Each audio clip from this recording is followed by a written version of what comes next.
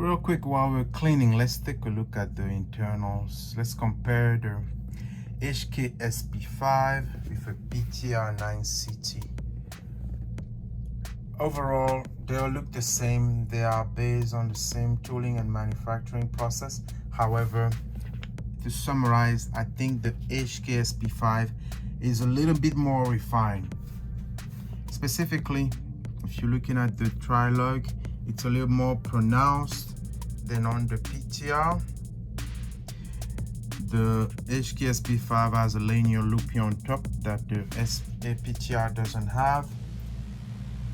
The Heckler SP5 definitely has a lot of markings. A lot of the internals have markings, that, as you can see in the next few minutes. The bodies are identical from afar. They are really the same. However, there are little details that kind of make them stand out. For example, the Heckler SP5 is smoother around here on the welding and trunnion, and on the PTR 9CT, you can see the little dimples for where they either press the barrel into the receiver and things like that. Overall, for example, you see the pin here to retain the magazine release on the PTR. On the SP5, that's kind of covered with a cache. Little details like that.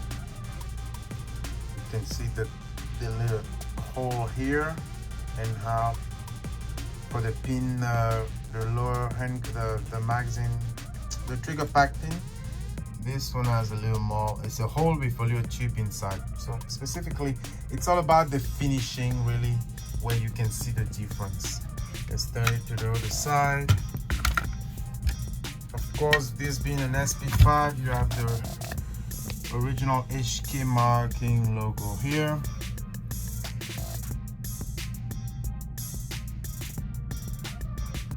And then on the PTR 9CT, you have PTR marking for the manufacturing here. The magazine buttons are about the same, they look similar. I think the Heckler SP5 looks like it could be a little bit sticking out more, so it looks like it's taller, but it's not. It just sticks out a little bit more. Again, I'm being as meticulous as I can, otherwise they really are similar. What else? Let's see if you see a difference here. Again, smooth gas tube here with a dimple pin visible here, and I think there's a pin here too, but it's a little more smooth. It's kind of covered a little bit, so things like that.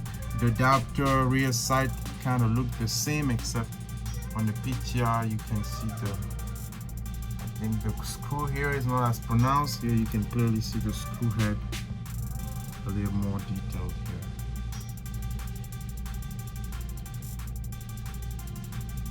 Again, Heckler SP5, a little more smoothness on the dimpling and weld, a little more visible and obvious on the PTR 9CT. Of course, the SP5 does not have a Picatinny rail. This one has a welded Picatinny rail. Now, one thing I noticed, and I'm not sure because this SP5, I got it from a buddy. When I'm looking at the rear cap, when they come into the pistol configuration, the PTR 9CT has a little rubber buffer, which is part of the mitigating the recoil. And the SP5, the cap that came with the bag, doesn't have any rubber bumper inside. But otherwise, physically, they are the same dimension. This looks more of a rugged plastic. This is from the SP5. This is more of a matte, rubbery, gummy look and feel. Again, the tri-lug, I think on the SP5, again, you can see the clear marking on the tri-lug. On the PTR, no marking in terms of the size. The cap looks a little more refined on the SP5 with the marking again. On the PTR, the cap does the job, but doesn't have a marking, half by 28 like on the SP5.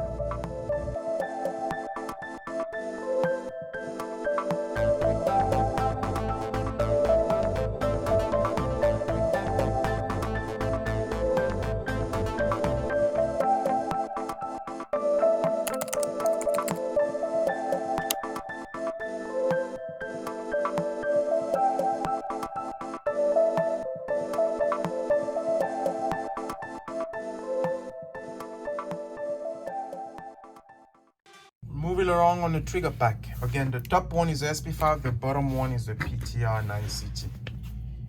On the trigger pack, same dimensions. Number one obvious things, of course, is the furniture, the markings on the furniture. Heckler SP5, you definitely see immediate marking here, serial number, caliber. I think on the SP5, almost every part is serialized. On the PTR, not so much, and that's kind of where probably the cost control comes in. Now the Heckler SP5 has ambidextrous safety lever, and the markings are different. I really like the marking on this one. And then the PTR is just on the right, this left side for right hand shooter. Again, no markings on the PTR, markings on the SP5. When I compare them on the inside next to each other, the main thing the couple of things I can see in difference. The SP5 has a darker bluish color, and the PTR looks a little more lighter. How can I say that? I want to say the darkness of the black metal is not as dark. I suppose it looks a little lighter. The SP5 metal is darker. Ambidextrous. The design on the magazine selector is a little different, but they both have serration on the buttons. I think, well, not I think, the magazine, the safety lever on the SP5 is much smoother than the one on the SP5. The SP5 is much smoother than the one on the PTR. I also noticed the hammer on the SP5 is a little bit wider than the one on the PTR, and it looks a little more sharp. It looks sharper, meaning the cuts are more pronounced. It's got a little bevel right here, right there, compared to the one on the PTR that's flush. A little more pronounced. And when I look at it from the side, again, markings XX. PTR 91 does say PTR 9, sorry, PTR 9 on the PTR 91. It does have that marking, so then they use this lower pack probably for all of the HK90 series, probably, which is what the modularity and compatibility comes from. Trying to be smooth. Anyway, let's take a look at the rivets or buttons or trimming. So I'm not a welder or builder, so I don't have the right terminology, but let's see, 1 2 3 4 5 here. This one, 1 2 3 4, kind of a fifth one there too, but not at the same position. I know those are minor details, but just to kind of see along with why the difference and why the price, and if you get the clone versus the original semi-auto MP5, what can you expect?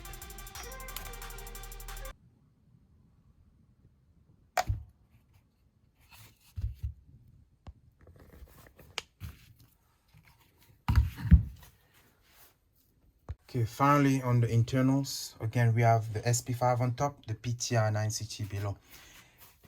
Serialized numbers, markings and serialization everywhere on the internals.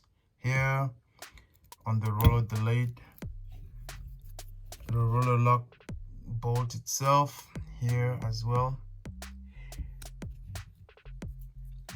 For some reason, when I took this one apart to clean it, the recoil spring came out directly by itself. On the PTR 9CT, it's still retained on the upper part of the, I don't want to say gas tube, but that little chamber up above. So I'm sure if I pull hard enough, it'll come out, but they look the same as well.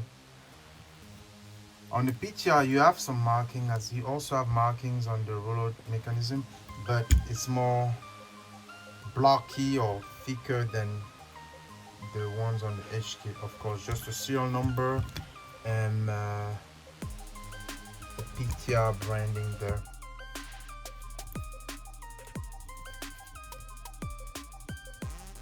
Again, the cutout, I think, of course, they're similar, but I think once again the machining on the HK is smoother, more detailed, sharper, more pronounced than the one on the PTR.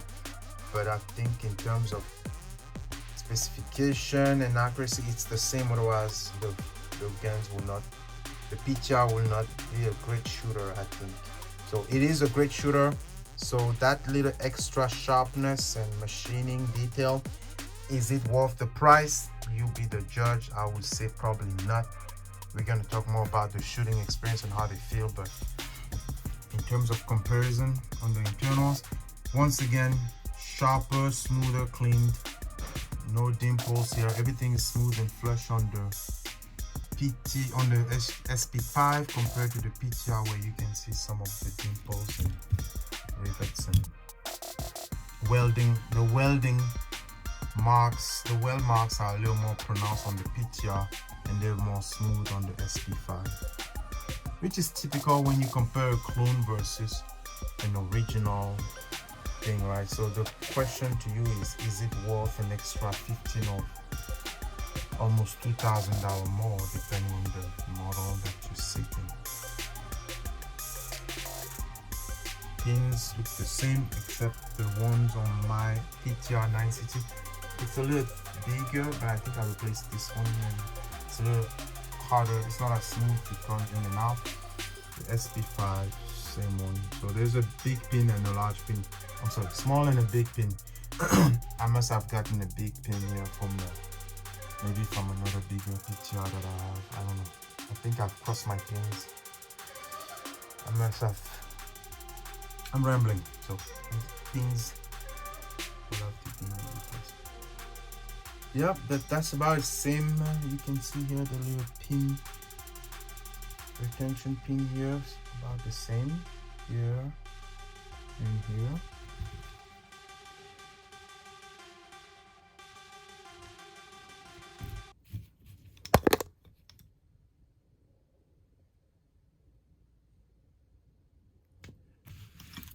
Really about the same. When you touch them, this as the machining on the SP5 is just a little bit better than the machining on the PTR. That's it for the internals.